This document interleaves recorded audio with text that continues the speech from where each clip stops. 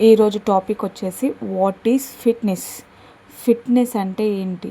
Fitness అంటే మెయిన్గా దీంట్లో త్రీ కంపోనెంట్స్ ఉంటాయి.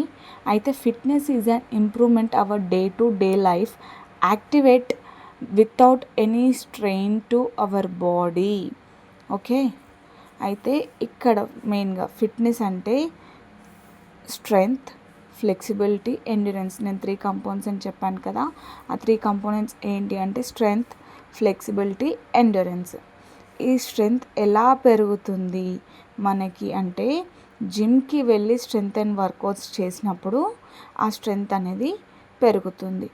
ఒక లగేజ్ ఉంది, ఒక 10 kgs ఉంది, 25 kgs ఉంది, వాట్ ఎవర్ ద నెంబర్, మీరు మెల్లిమెల్లిగా స్ట్రెంగ్త్ అండ్ వర్కౌట్స్ చేసినప్పుడు, జిమ్కి వెళ్ళి స్ట్రెంగ్త్ అండ్ వర్కౌట్స్ చేసినప్పుడు మీకు ఆ స్ట్రెంగ్త్ అనేది, ఆ వెయిట్ లిఫ్టింగ్స్ అనేది పెరుగుతుంది అన్నమాట.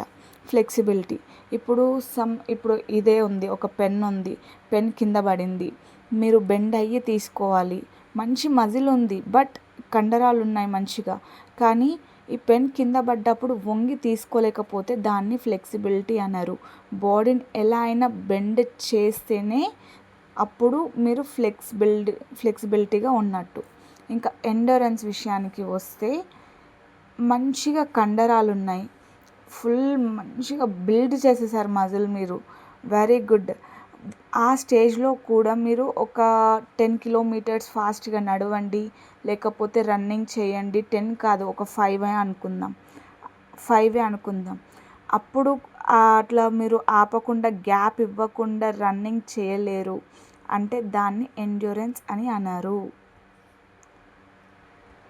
సో నెక్స్ట్ క్లాస్లో ఇంకొక టాపిక్తో కలుసుకుందాం. బాయ్.